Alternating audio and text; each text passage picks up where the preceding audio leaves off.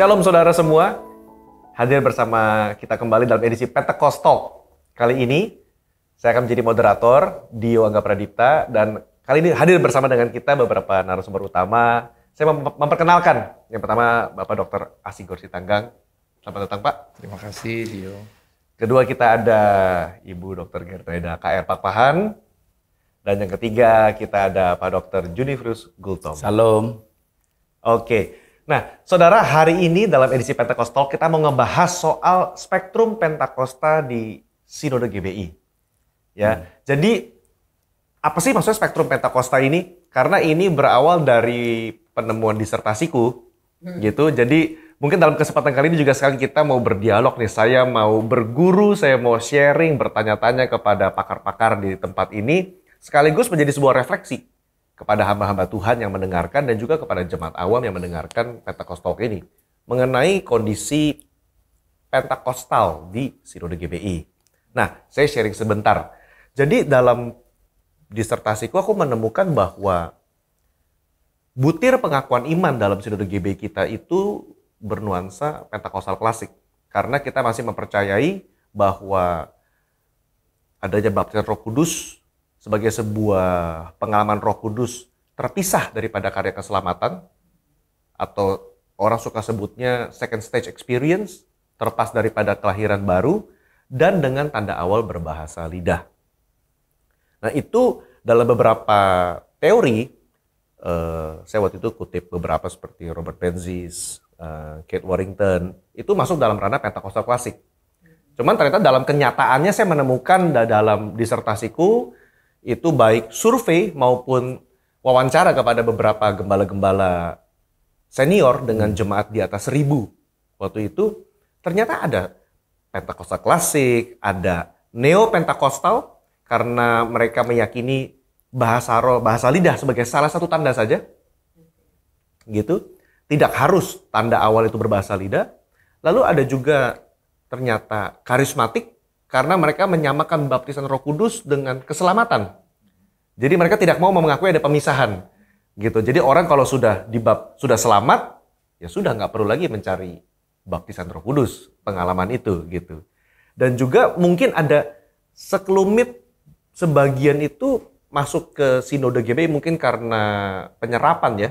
Jadi mungkin dari Injili, dari Protestan. Jadi malah mereka mungkin sebagian tidak mengakui gitu, atau bukan tidak mengakui tapi menyamakan baptisan Roh Kudus sebatas hanya ya soteriologi atau keselamatan saja gitu. Tidak menekankan pada kitab Kisah Para Rasul sebagai istilahnya buku yang seringkali dikutip oleh umat Pentakostal. Nah, hari ini saudara saya mau berdialog.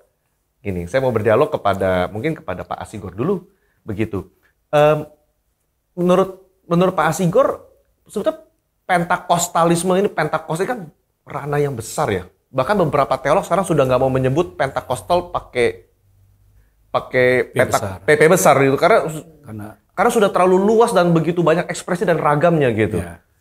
Kalau dari Pak Asigor sendiri, Bapak menemukan ada berapa spektrum apa yang ada di Pentakostal ini? Ya, ini menarik. Jadi kalau penelitian saya sendiri dalam kerangka orasi tahun lalu, saya lebih menyukai menggunakan untuk wadah yang besar ini Pentakostalisme. Jadi bagi saya Pentakostalisme itu bahkan mencakup pre-Pentecostal movement, yang misalnya masuk ke kategori Holiness Movement dan yang lain-lain, karena dia punya karakteristik kurang lebih mirip dengan Pentakostal, misalnya dalam hal healing movement-nya dan yang lain-lain begitu, profesi dan seterusnya. Kemudian setelah itu ada Pentecostal, ada Neo-Pentecostal, Neo-Charismatic, ada juga free churches, kemudian juga ada kalau di catatan saya misalnya ada kategori bahkan Neo-Charismatic. Jadi saya kalau membaginya bisa 4, bisa 5 begitu. Kalau Alan Anderson, mungkin kamu juga mengutip Alan Anderson, kalau dia pakai 4 begitu. Nah, kalau menurut saya kita tidak boleh lagi membelah ini menjadi kelompok-kelompok terpisah dengan tembok-tembok yang kaku gitu. Tapi kita harusnya embrace bahwa semua ini adalah Pentakostalisme gitu. Kita harus embrace ini, dan sebetulnya tinggal tergantung kita di GBI mau embrace ini atau tidak. Kalau dari saya bisa dikatakan secara spiritual lahir besar di GBI. Saya masuk GB itu tahun 90, 34 tahun lalu, dari betul-betul ya nol gitu dalam pemahaman teologi, kemudian berkembang dari bahasa lidah yang bisa luar biasa sekali. Jatuh-jatuh rebah dulu juga saya biasa. Saya pernah terlempar, pengalaman pribadi pernah terlempar sampai 5 meter gitu, nggak ada yang ngelempar. Nggak dibuat-buat? Nggak dibuat-buat, saya pernah terlempar betul, terlempar 6 meter gitu. Terlempar lagi dalam penyembahan, terlempar begitu saja. Tapi kemudian makin kesini, mungkin juga faktor interaksi dengan teman-teman Protestan, karena saya juga lahir besar di Protestan. Keberatan mereka terhadap kita kan memang bahasa lidah. Nah, dalam interaksi dengan teman-teman Protestan yang memiliki keberatan terhadap itu, lalu bagaimana? Nah, saya mulai mereduksi diri saya seperti itu dalam kerangka itu. Nah, ini respons perdana saya terkait dengan ini. Jadi artinya kalau dia keranjang besar, Pentakostalisme keranjang besar, kalau ini kita tidak anggap sebagai major, bukan major theological aspect yang harus kita batasi gitu, maka harusnya GB embrace semua yang dalam kerangka, dalam keranjang besar Pentakostalisme ini. Kalau menurut saya gitu. Saya ke Ibu Ger sebentar, tapi kan memang dalam pemahaman butir pengakuan iman kita masih, kita mengakui itu sebagai Pentakostal klasik. Bagaimana pandangan Bu Ger? Ya, jadi kita harus, ini dalam skopnya Gereja Bethel ya. Memang narasi dan sejarah dari Gereja Bethel kan tidak bisa dipisahkan dengan orang-orang Pentakosta yang membawa misi tersendiri di Indonesia. Jadi ada sejarah Pentakosta sendiri di Indonesia. Nah, kemudian yang kedua adalah ketika kita menyebut Gereja Bethel Indonesia, maka kita tidak akan pernah lepas dari founding father kita, yaitu Pak H.L. Senduk yang beramalgamasi dengan COG. Nah, jadi artinya ketika kita mempercakapkan Pentakosta ala GBI, ada sangkut menyangkutnya dengan COG. Church of God. Nah, Church of God. Nah, itulah yang sebetulnya kalau kita bisa lihat di dalam pengakuan iman dan narasi pengakuan iman itu pun di Gereja Bethel Indonesia nggak sepi-sepi amat daripada percakapan, perdebatan teologis seperti yang ada sekarang. Nah, maka ada beberapa butir di dalam pengakuan iman dari COG yang sama dengan kita, tetapi saya harus jujur mengatakan ada perbedaan juga. Termasuk pembasuhan kaki ya. Basuh kaki di kita tidak ada, itu adalah karakteristik dari COG. Ya, jadi kalau misalnya terkait tadi dengan bahasa lidah, maka kita akan melihat bahwa secara historis itu kan berarti generasi dari 1904-56. Zamannya Azusa. Ya, Azusa. Ya, itu yang diadop oleh Om Ho dengan Gereja Bethel Indonesianya.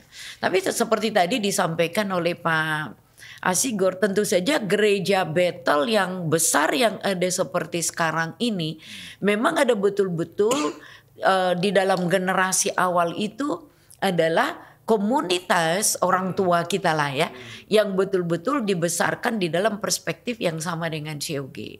Tapi seperti tadi narasi dari Pentakostal klasik, kemudian Neo-Pentakostal, demikian juga dengan aliran-aliran dengan layer-layer yang berikutnya. Nah, kita harus berani melihat bahwa Gereja Bethel Indonesia memang adalah gereja yang tidak serta-merta berdiri di atas eksklusivitas dengan Pentakostal klasik. Sebab ada yang satu tadi bergabung dari Injili, bergabung dari Pentakostal. Tapi kita tidak identifikasi Pentakostal yang mana.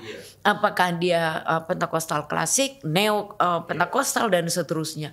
Maka rumah besar Gereja Bethel Indonesia yang kita identifikasi sebagai Gereja Pentakostal ternyata atau pada kenyataannya itu kan adalah gereja yang sudah mewarisi banyak tradisi-tradisi, kalau saya boleh mengatakan demikian.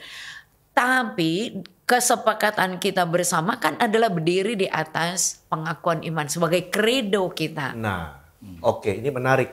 Saya coba lempar ke Pak Jun. Kalau dikatakan kita sepakat di atas kredo kita, menurut Pak Jun kok bisa jadi ada banyak spektrum begitu loh. Terlepas dari penyerapan tadi ya, maksudnya kok apakah kita nggak mau hanya sepakat saja misalnya dalam satu wadah sekolah yang sama, pemahaman atau diklat hamba Tuhan yang sama, kita mempercayai tanda awal berbahasa lidah begitu. Ya, jadi gini ya. Kita ini bergereja ini tidak hanya hidup oleh Alkitab tapi juga tradisi, oke? Aturan main organisasi itu selalu ada. Tetapi saya kira kita selain tadi faktor sejarah dari Bu Geneda, kita nggak usah alergi tentang merubah pernyataan iman kita atau doktrin kita. Tapi bukan si Junifrius yang merubah itu. Saya nggak bisa teriak-teriak di luar, apa itu bahasa lidah? Nggak benar itu gini, nggak bisa. Karena saya terikat dengan Korps GBI. Tapi ketika nanti ada forum untuk mempercakapkan itu ulang, dan itu harus sebagai gereja, karena kita kan tadi udah hybrid ya, dengan banyaknya interaksi. Nah, contoh begini. Dulu GBI itu sangat anti dengan kremasi. Ya. Bahkan di buku Ho itu praktek setan dari penyembahan berhala segala macam. Tapi sudah berkembang loh. Saya nggak tahu apakah pejabat GBI sudah melihat dokumen terbaru yang kita percakapkan. Sudah ada pintu celah untuk perubahan itu misalnya dengan klausul kata-kata namun ya, jadi GBI merekomendasikan dikubur secara landed, tetapi namun di mana gereja GBI berdiri ada sebuah negara yang sangat mahal tanah seperti Singapura, Hong Kong, maka GBI memperbolehkan kremasi. Cuman waktu itu saya masih ingat ada mentok satu pertanyaan, kalau nggak salah itu dari Pak Hengkiso. Kalau begitu, kira-kira dalam konteks itu apakah pendeta ikut mengantarkannya ke ruang krematorium atau berdiri di luar misalnya? Ya, jadi atau di luar aja gitu ya. Tapi maksud saya artinya GBI itu sudah ada semacam progresivitas dalam isu kremasi. Nah, isu bahasa lidah ini juga udah perlu dipikirkan karena kita nggak bisa menaifkan seperti kata Pak Sigor tadi, keluarga Pentakostalisme itu sudah keburu sangat luas payungnya, ya. Nggak bisa didakukan oleh hanya satu pihak saja, ya. Dan di GB ini sebagai gereja yang sangat katakanlah sangat fluid dalam arti dia dinamis. Harusnya kita nggak boleh alergi untuk mempercakapkan itu. Kalau tidak nanti, ya memang sih selama ini untuk pernyataan iman mengatakan tanda awal segala macam itu nggak pernah terlalu menjadi isu besar di GBI sih. Kayaknya itu udah kayak take for granted bahwa udahlah kita terima gitu ya. Tapi bukan tidak tertutup kemungkinan itu menjadi suatu nanti pertanyaan-pertanyaan bahwa kenyataannya kalau zaman generasi bapak saya kan betul-betul tiap minggu kan kamu kalau nggak dibaptis Roh Kudus kamu harus terus berdoa supaya dilawat Roh Kudus dan berbahasa lidah. Itu kan bapak-bapak kita dulu kan begitu. Nah sekarang kan sudah lain konteksnya ya. Nah seperti itu. Jadi sudah perlu ada percakapan-percakapan yang mungkin gini, saya kira ada 3 pandangan di sini. Yang pertama adalah tanda awal bahasa lidah itu, tetapi hanya tanda awal, tapi kemudian tidak lagi berbahasa lidah dia. Cuman dia ada penanda awal itu aja. Tapi yang kedua tanda awal, tapi kemudian dia jadi bisa berbahasa lidah terus dalam ibadah. Yang ketiga yang tadi, yang wajah karismatis itu, yang dia sudah tidak perlu lagi. Bukan tanda awal. Iya, karena bagian-bagian narasi dalam Kisah Rasul itu ada sekitar 6 tempat dalam Kisah Rasul yang bicara mengenai baptisan Roh Kudus. Tidak selalu tandanya bahasa lidah. Tidak, narasi-narasinya itu ada. Tapi ada satu tanda yang nggak biasa memang selalu. Ya, tapi artinya itu mengatakan baptisan Roh Kudus itu bukan tidak bisa dikenalin karena itu sangat spesifik disebutkan di dalam itu walaupun tidak harus bahasa lidah. Misalnya lalu mereka berani memberitakan Injil, ya. Jadi kalau ada orang radikal bagi Tuhan memberitakan Injil, apakah kita bisa judge dia belum dibaptis Roh Kudus hanya gara-gara dia bisa bahasa lidah misalnya? Tapi ini hanya pertanyaan ya. Nah, ini saya men-challenge sebenarnya GBI sebagai komunitas sudah perlu memikirkan progresivitas ini. Dan yang terakhir saya komentari adalah gini. Dedongkoknya Pentakosta Dunia John Harford, dia salah satu founder dari Foursquare. Ada pernyataannya menarik gini. Dulu katanya, saya itu menganggap bahwa baptisan Roh Kudus yang ditandai berbahasa lidah itu adalah sebuah mandat, keharusan. Tapi seiring perjalanan saya melihat bagaimana Tuhan bekerja dan penggalian saya terhadap firman Tuhan, saya menyadari bahwa kekehnya saya dulu itu udah makin melemah, gitu kan? Namun ada namunnya. Namun ketika saya melayani di banyak tempat dan dengan atmosfer yang alamiah, saya mengundang orang untuk menerima baptisan Roh Kudus, Allah yang bermurah hati itu ternyata masih juga mau melawat umatnya dan tanda-tanda itu masih ada saya lihat di pelayanan. Maksudnya berarti tanda awal berbahasa lidah jadi dia masih lihat. Jadi artinya artinya dia nggak menyingkirkan tanda ini, tapi di sisi lain tidak lagi menjadi conversory. Tidak memutlakan lagi. Gitu. Nah itu yang saya coba komentari. Tapi ya lagi-lagi bukan Juniprius, bukan Pak Asigor, bukan Bu Genere yang memutuskan itu. Tapi ini sebagai percakapan. Buktinya kenyataannya kan kamu menemukan penemuan di disertasimu spektrum. Mayoritas itu kan artinya tidak tanda petik tidak setuju atau nggak mengerti, nggak tahu juga bagaimana mereka. Gimana itu? Mayoritas masih Pentakostal klasik, mayoritas masih dari pejabat GBI. Tetapi ketika ditanya, jadi saya bertanya 2 pertanyaan, Pak. Saya bertanya, kamu mengerti nggak apa yang sinode ajarkan? Hampir rata-rata mayoritas mengerti. Tapi ketika ditanya, saya pendapat pribadimu, bukan apa yang sinode percaya. Kamu pribadi percaya nggak? Ternyata lebih dari 30% pejabat GBI itu menemukan tidak mutlak seperti itu. Malah baptisan Roh Kudus sebetulnya sama saja dengan keselamatan.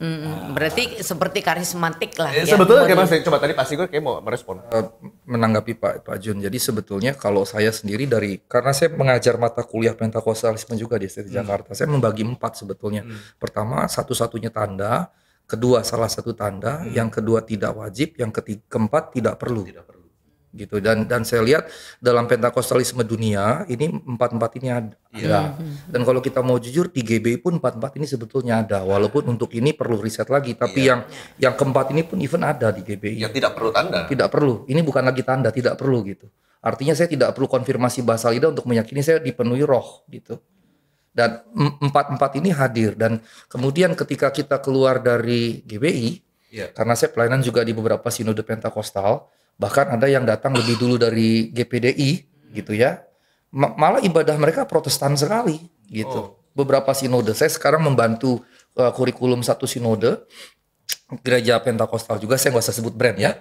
Dan ketika saya lihat bagaimana ini Protestan sekali, tapi kemudian apa yang terjadi? Mereka adopsi model GBI dalam beribadah.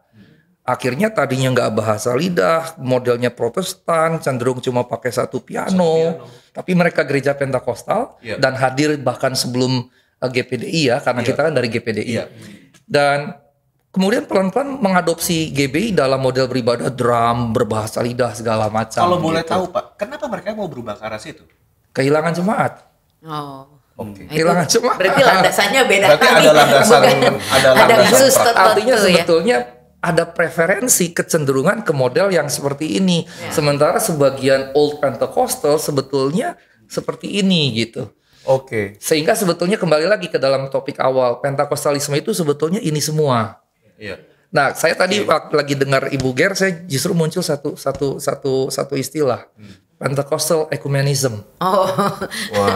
Dan saya jadi pikir saya mau tulis artikel tentang itu. Boleh juga.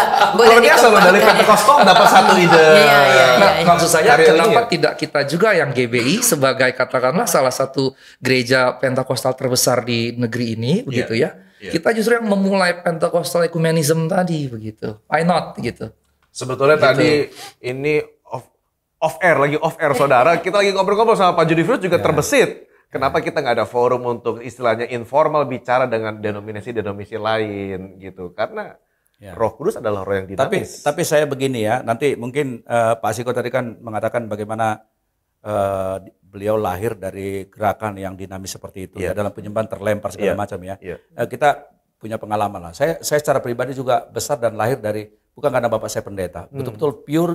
Saya mengalami perjumpaan dengan Tuhan waktu itu 89 dan benar-benar lahir dari suatu gerakan karismatik yang sangat-sangat radikal, sangat-sangat kalau boleh dikatakan sesat lah. Sangat ngeroh gitu ya. Ngeroh sekali. Sangat ngeroh. Saya contoh Pak, contoh maksudnya. Jadi gini. Jadi saya waktu itu mahasiswa manajemen di Medan. Saya sampai bingung menghentikan ibadah ini sampai 3 jam. Saya sebelum sekolah teologi ya. Jadi orang-orang di persekutuan yang saya rintis itu dari mulai 5 pemuda sampai akhirnya 70 orang itu sampai kita sewa satu rumah besar di Jalan Rakyat itu mengalami manifestasi sampai pengalaman jatuh-jatuh penglihatan nubuat segala macam. Jadi artinya gini, tapi setelah proses belajar teologi dan interaksi dengan banyak tradisi, saya merasakan bukan zamannya lagi kita sebenarnya menjadi Kristen. Justru sekarang postmodern itu kamu mempertegas identitasmu. Cuman harus terbuka dialog membawa itu kepada meja tanpa menghilangkan diskursus. Identitasmu, tapi terbuka dengan. Jadi artinya orang-orang yang menyerang karismatik Pentakosta itu sebenarnya dari keluarga kita ini salah, karena justru sekarang ada penguatan, justru kamu harus bangga dengan identitasmu. Yeah. Tapi membawa ini menjadi salah satu memperkaya percakapan di wider Christianity tradition yang lain ya. Dalam meja ekumenis ini menjadi salah satu bahan untuk diskusi. Supaya ya kita memang saling berinteraksi ya soal seperti ini. Ya, jadi jangan dinaifkan tentang fakta itu. Jadi kira-kira seperti itu pengalamannya. Saya rasa kita perlu clear juga dengan pendengar dan yang menonton dalam Pentakostal. Kita bicara tadi keluarga besar Pentakostalisme. Saya jadi penasaran. Karena tadi Pak Junius bilang sebetulnya bahasa lidah orang udah mungkin dalam konteks GBI udah take things for granted. Ya udahlah, diterima aja. Jadi sebetulnya yang membuat menurut Bapak dan Ibu ciri khas Pentakostal tuh apakah masih sampai sekarang masih relevankah untuk kita bilang ya bahasa lidah? Atau baptisan Roh Kudus, atau kita mau bilang apa?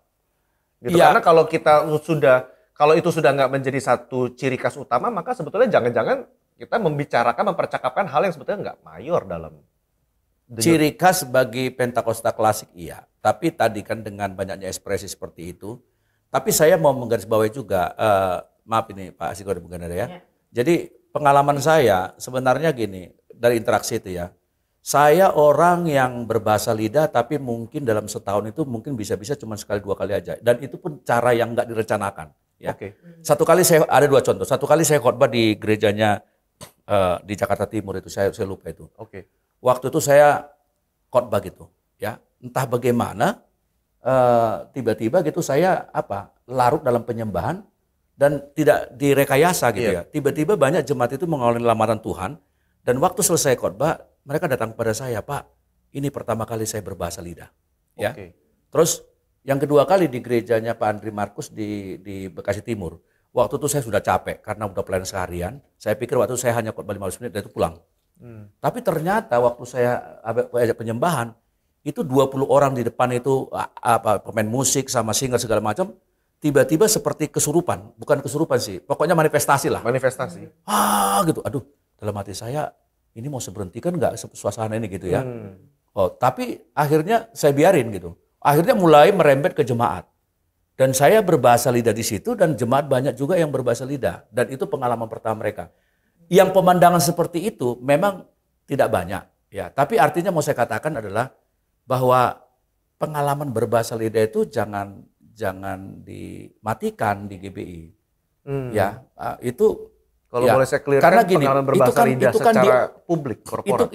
Itu kan dialami oleh orang gitu. Pengalaman dia gitu. Kadang-kadang kita ini hanya teori tapi lu nggak ngalamin, saya ngalamin gitu. Sama seperti N.T. Wright ya. Dia berbahasa lidah. Ya kan, dia mengatakan, tapi I use it for my personal prayer. Ya, dia berbahasa lidah. Kemarin malah ada acara podcastnya siapa itu si Eka Putra itu yang dari Portland itu.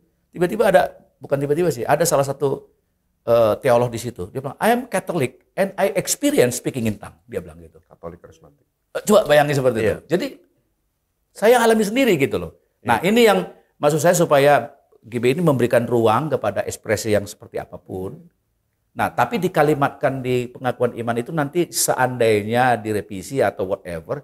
Seperti apa? Jangan dibunuh tadi sejarah tadi ini. Tapi bagaimana memfasilitasi ruang yang menarik.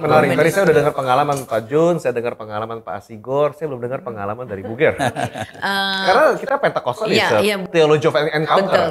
Jadi senang mendengar pengalaman dari bapak-bapak ini ya. Tapi saya balik lagi bahwa pengalaman berbahasa lidah itu adalah karakteristik yang sangat menonjol bagi kaum Pentakostal secara historis. Itu adalah sebuah fakta. Dan karena itu bagi saya sendiri, nah itu harus dilestarikan. Menjadi semangat partikularistik yang sangat kuat di dalam Pentakostal. Jadi kalau toh pun misalnya ada masukan dan hal-hal yang lain untuk tadi pengakuan iman, menurut saya kita banggalah dengan pengakuan iman yang dirumuskan oleh founding fathers kita. Dan tadi saya sudah katakan itu kan mengalami revisi-revisi juga dan seterusnya. Nah tapi kalau dikatakan bagaimana dengan pengalaman sendiri? Nah saya dibesarkan sebetulnya di dalam keluarga protestantisme yang sangat kental. Jadi kalau pengalaman berkata-kata di dalam bahasa lidah itu adalah pengalaman saya yang sangat spesifik sebetulnya. Beda dengan pengalaman-pengalaman daripada bapak-bapak ini. Jadi saya merasakan bahwa Tuhan melawat saya di dalam kesendirian. Bukan di dalam komunitas, bukan di dalam pertemuan yang korporat. Tetapi kunjungan itu adalah kunjungan yang sangat spesifik. Dan pengalaman itu adalah pengalaman saya pribadi dengan vision, yang lebih visioning. Penglihatan dengan dan saya sekali lagi bukan dibesarkan di dalam komunitas itu. Lama setelah itu saya baru, jadi udah lama sekali gitu, bertahun-tahun setelah pengalaman itu baru saya mengerti, karena tadinya tidak ada pengalaman Pentakosta sama sekali. Tapi setelah itu mungkin ada 4-5 tahun kemudian berjumpa dengan komunitas Pentakosta. Jadi sekali lagi bukan di dalam pertemuan publik. Pertemuan yang secara pribadi, pengalaman pribadi saya. Jadi bagi saya sangat mudah untuk memahami apa yang dikatakan oleh Paulus di dalam beberapa surat di Korintus. Aku mengalami, nah itu bagi saya. Jadi sangat spesifik dan itu karakteristiknya sangat khas bagi saya. Nah karena itulah bagi saya berbahasa lidah itu adalah komunikasi saya yang sangat personal dengan Tuhan. Lebih daripada kalau tadi kan di dalam komunitas. Kalau itu terjadi di dalam pengalaman pelayanan itu ya mungkin ya sama seperti kita lah banyak kali ya. Tapi bagi saya yang jauh lebih utama adalah pengalaman pribadi saya dengan Tuhan. Dan saya tetap berusaha untuk memelihara itu di dalam persekutuan personal saya dengan Tuhan. Itu jauh lebih utama bagi saya dibandingkan dengan di dalam korporat. Bukan berarti kita sebagai pelayan di dalam gereja Pentakostal itu tentu saja sangat penting. Tapi saya jauh lebih memelihara relasi saya secara pribadi dengan Tuhan.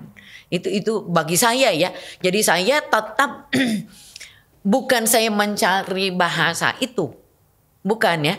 Nah tetapi dia akan mengalir dengan sendirinya di dalam doa-doa secara pribadi. Nah itu yang bagi saya kenapa saya rada kekeh untuk itu, bahwa bukan hanya lagi kepada initial evidence tetapi gaya kehidupan dan gaya doa pribadi saya. Nah itu saya memelihara karena bagi saya itu adalah kekayaan spiritual yang saya miliki dibandingkan dengan pengalaman saya sebelumnya.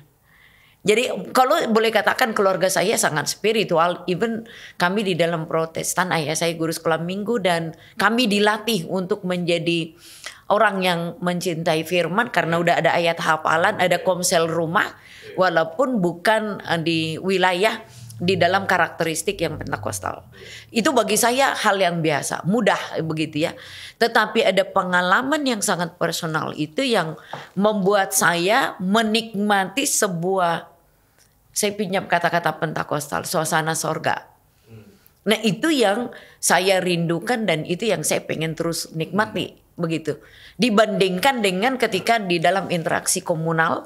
Nah itu bagi saya ya. Jadi pengalaman itu tentu saja bukan hanya dengan kata-kata itu, dengan ada vision, penglihatan dan walaupun saya tahu saya manusia yang agak rasionalistik sebetulnya.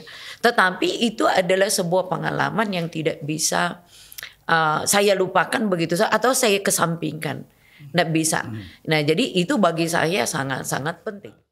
Yang saya cerita itu tahun 90-an. Tapi sejak 20-an tahun terakhir, kalau Pak Jun masih 1-2 kali, saya nggak pernah sama sekali bahasa lidah dalam gereja. Bahkan di gereja yang saya gembalakan, saya berikan ultimatum kepada Well tidak boleh bahasa lidah. Karena saya berharap ketika ada orang-orang baru datang, mereka tidak kemudian menjadi khawatir, takut terhadap praksis itu. Tapi dalam persekutuan doa, saya membiarkan mereka kalau mereka mau berekspresi dalam bahasa lidah.